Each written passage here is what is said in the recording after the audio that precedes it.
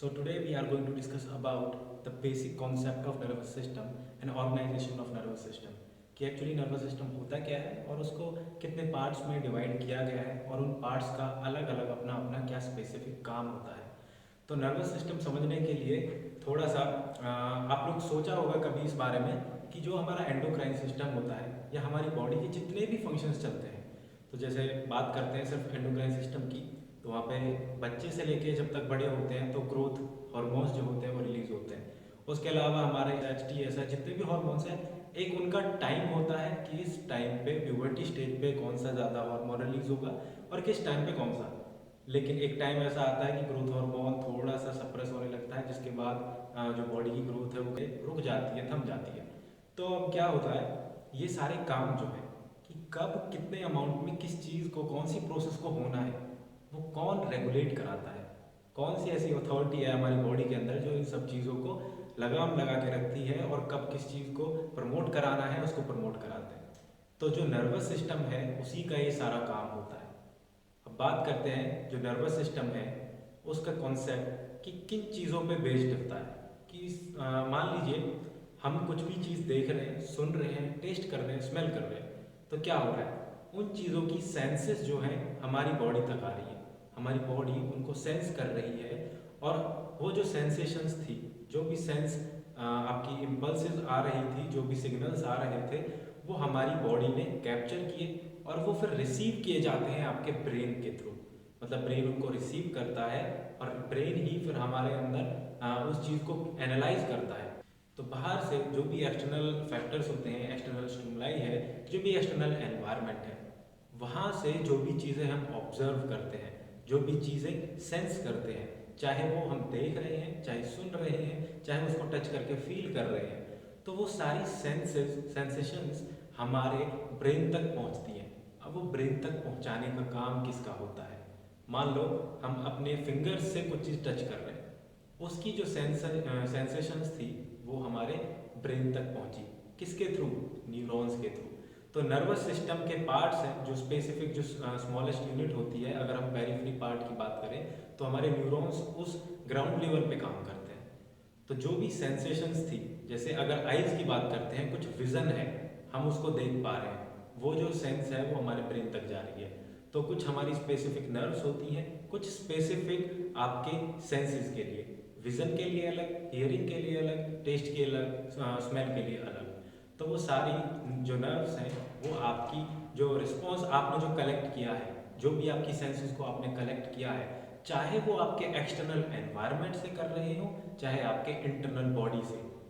तो आपकी बाहर से, मतलब आपका जो एक्सटर्नल एनवायरनमेंट है वहाँ से, और आपकी बॉडी के अंदर से जो भी सेंसेस कलेक्ट होती हैं वो आपके रिसीव होती हैं ब्रेन तक। तो ब्रेन उनको रिसीव करता है और ब्रेन ही उसको एनालाइज करता है कि ये जो सेंसेशन है, जो सेंस आई है उसके पास, वो किस तरीके की है। उसको एनालाइज करने के बाद वो उसके अगेंस्ट रिस्पॉन्ड करते हैं कि वो किस तरीके की सेंसेशन आई है, अब उसके अगेंस्ट क्या रिस्पॉन्स दिखाना है। सपोज कीजिए किसी ने अगर अपनी उंगली को गर्म चाय के कप में डुबो दिया, तो उसको फील हो जाएगा कि वो गर्म है, वहाँ पे पेन भी होगा, और वहाँ से जो सेंस मिली है हमारे ब्रेन को, ब्रेन ने उसको एनालाइज किया कि भाई वो एक डिफेंस क्रिएट करता है कि वहाँ पे जो चाय का कप है वो काफ़ी गर्म है, आपकी फिंगर को, स्किन को जला देगा, इसलिए वहाँ से उसको विड्रॉ कराता है फास्ट। तो जो आपने पहले टच किया तो वो आपने सेंस किया, वो सेंस जो थी वो आपके ब्रेन तक पहुंची, फिर ब्रेन ने उस चीज़ को एनालाइज किया कि अब इसके अगेंस्ट कैसा रिस्पॉन्स दिखाना है।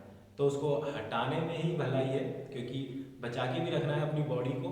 तो दो टाइप के काम होते हैं, एक होता है सेंसरी परफॉर्मेंस और एक होता है मोटर परफॉर्मेंस।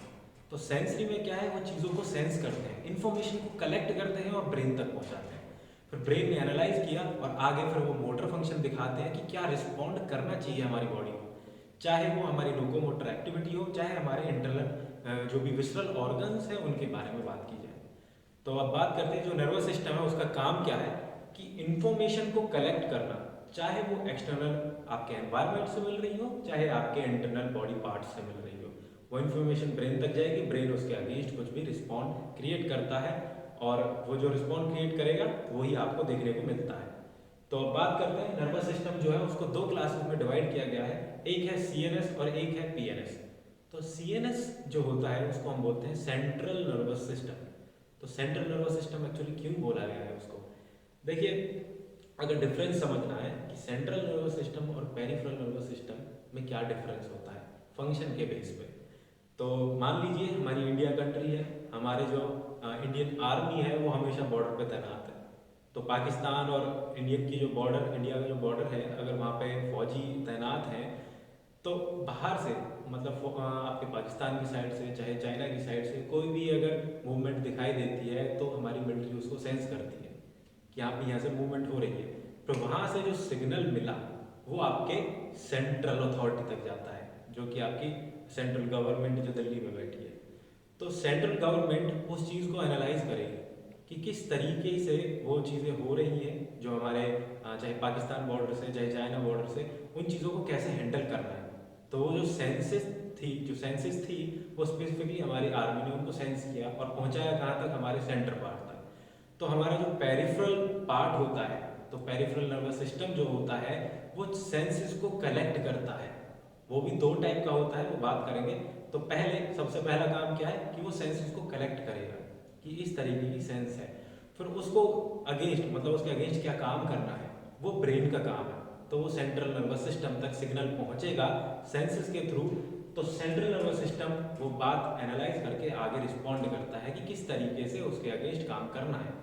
तो सेंट्रल नर्वस सिस्टम जो है वो दो टाइप्स का होता है, जैसे कि आपका ब्रेन हो गया और आपका स्पाइनल कॉर्ड हो गया। तो यहाँ पे देख सकते हैं this is your brain and this is your spinal cord. तो ब्रेन और स्पाइनल कॉर्ड एक साथ कोऑर्डिनेशन में रहते हैं, जिसकी वजह से इसको सेंट्रल नर्वस सिस्टम का पार्ट कह दिया। तो आपकी जो पेरिफेरल नर्वस सिस्टम है वो हमारे सेंट्रल नर्वस सिस्टम के साथ कैसे कनेक्टेड रहते हैं, वो किस तरीके से कनेक्ट करते हैं। तो आपका ब्रेन और स्पाइनल कॉर्ड जितने भी आपके न्यूरॉन्स हैं वो डायरेक्टली आपके ब्रेन से कनेक्ट नहीं है, वो आपके जो आपकी स्पाइनल कॉर्ड है, स्पाइनल कॉर्ड से ऑरिजिनेट होते हैं और थ्रू आउट द बॉडी वो यहाँ से एक नेटवर्क फॉर्म करते हैं। तो आपकी पूरी की पूरी बॉडी में एक नेटवर्क बना हुआ है नर्व सेल्स से ही, जो कि आपके ग्राउंड लेवल पे एक्चुअली काम करते हैं, जो सेंसेस को कलेक्ट करते हैं। सपोज आपकी आईज है आपका विजन के लिए, तो आईज जो देख रही हैं उसकी जो सेंस है वो ब्रेन तक कैसे जाएगी। तो मान लो यहाँ पे आपकी आईज जो आपका क्रेनियल नर्व्स होती है 12, तो उनमें से इसका कनेक्शन है ऑप्टिक नर्व्स जो होती हैं, तो वो यहाँ से सेंस इधर तक पहुँचाया है उन्होंने, फिर इसके थ्रू वो ब्रेन तक है।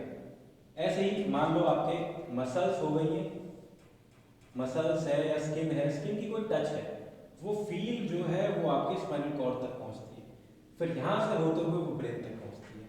तो ये जो सेंसरी पार्ट है वो चीज़ों को सेंस करता है और वो फिर स्पाइनल कॉर्ड के थ्रू होते हुए ब्रेन तक पहुँचाता है। फिर ब्रेन डिसाइड करेगा कि किस तरीके का रिस्पॉन्स रिलीज कराना है। फिर यहाँ से जो रिस्पॉन्स आएगा वो स्पाइनल कॉर्ड के थ्रू होते हुए मोटर न्यूरॉन्स के थ्रू वो आगे इफेक्टर ऑर्गन्स तक पहुँचेगा कि किस तरीके का इफेक्ट शो कराना है। तो ठीक है, जो सेंट्रल नर्वस सिस्टम है वो सिर्फ अपनी जगह स्टेबल है, उसका ग्राउंड लेवल पे कोई काम नहीं है, उसके पास सेंसेस आती हैं, वो डिटेक्ट करके आगे रिस्पॉन्ड देता है। तो अगर पेरिफेरल नर्वस सिस्टम की बात करें तो पेरिफेरल नर्वस सिस्टम को भी दो पार्ट्स में डिवाइड किया गया है। First one is your sensory and second is motor. तो सबसे पहले जो फर्स्ट स्टेप होता है एक्चुअली नर्वस सिस्टम का, तो सबसे पहले तो सेंस करेगा चीज़ों को।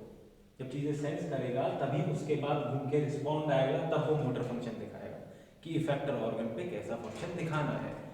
तो अब बात करते हैं कि हमारे स्पेसिफिक जो सेंसरी रिसेप्टर्स होते हैं, सेंसरी पार्ट्स जो भी हैं, जितनी भी सेंसेस होती हैं वो कितने टाइप्स की होती है, तो उनके बारे में बात करते हैं। तो हमारे जो सेंसरी पीएनएस है उसको भी दो पार्ट्स में डिवाइड किया गया है।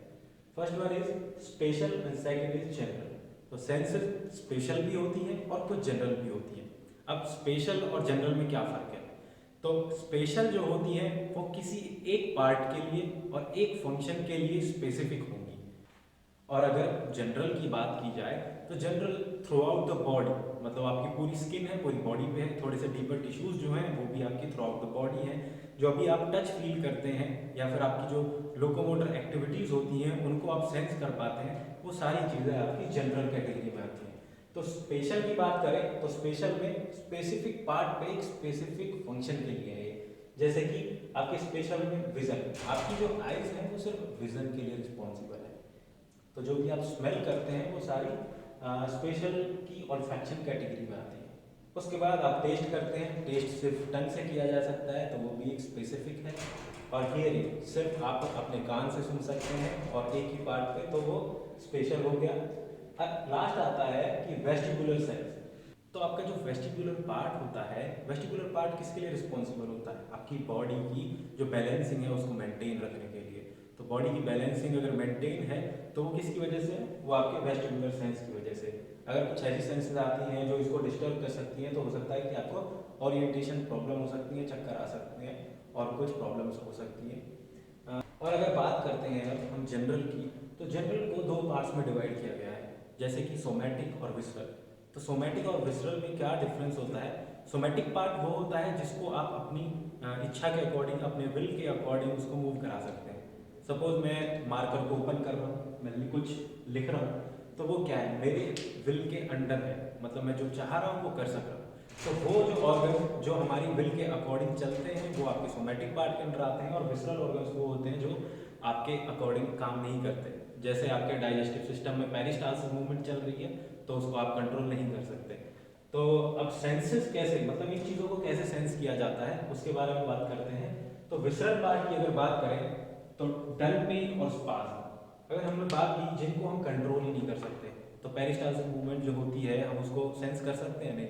लेकिन कुछ टाइम ऐसा आता है अगर वहाँ पे थोड़ा सा बहुत लाइट पेन हो या फिर वहाँ पे स्पाज्म हो रहा हो, किसको लूज मोशंस हो रहे हो, तो वहाँ पे जो मोशंस चलते हैं जो ज़्यादा हो रहे हैं, तो उन चीज़ों को थोड़ा सा सेंस किया जा सकता है। सेंसेशन इतनी ज़्यादा हाई नहीं होती लेकिन उनको सेंस किया जा सकता है। लेकिन हमारा ब्रेन उसके लिए स्पेसिफिक जो भी हमारी विसरल ऑर्गन्स की मोटिलिटी है, जो भी फंक्शंस है, उनको सेंस कर सकता है। उसके लिए हमारा ब्रेन कॉन्शियस है। और उसके अलावा ये हो गया विसरल की बात। अब बात करते हैं सोमैटिक की। सोमैटिक सेंसेशन वो हैं जिनको मतलब हम कंट्रोल कर सकते हैं। मैं अपने हाथों को मूव कर पा रहा हूँ तो वो कंट्रोल में है, जैसे कि लोकोमोटर एक्टिविटी। कहीं भी जाना है, इधर उधर दौड़ लगानी है, तो उसके लिए जो हमारे सोमैटिक सिस्टम है उसकी बारी आ गई। तो skin through out the body वो प्रेजेंट है, कहीं पे भी टच कर दे स्किन के ऊपर आपको फील हो जाएगा, तो इसलिए इसको जनरल कैटेगरी में रखा गया है। उसके अलावा स्किन का सिर्फ टच का काम नहीं है, जैसे आपका विजन है सिर्फ आइज से हो सकता है, लेकिन स्किन में क्या है, आप टच फील कर सकते हैं, पेन फील कर सकते हैं, अगर इन्फ्लामेशन हो रही है वो फील कर सकते हैं। तो इसलिए इसको जनरल कैटेगरी में रखा गया है और ये थ्रू आउट द बॉडी होती है। या फिर हमारे थोड़े से डीपर जो टिश्यूज होते हैं उन पे भी टच फील हो जाता है। उसके अलावा लोकोमोटर सिस्टम जो है, जो हम मूवमेंट करते हैं, जो भी मोशन हो रहा है तो हम उसको फील कर सकते हैं। अब मान लो मेरे को हाथ मेरा मूव हो रहा है, कोई मेरे हाथ को पकड़ के मूव करने लगे और मैं सो रहा हूँ, मतलब आंखें बंद हैं, तो वो फील हो जाता है। तो वो जो टच है ये सेंसेशन से आप फील कर पाते हैं। तो आखिरी बचता है प्रोप्रियोसेप्शन। प्रोप्रियोसेप्शन क्या होता है?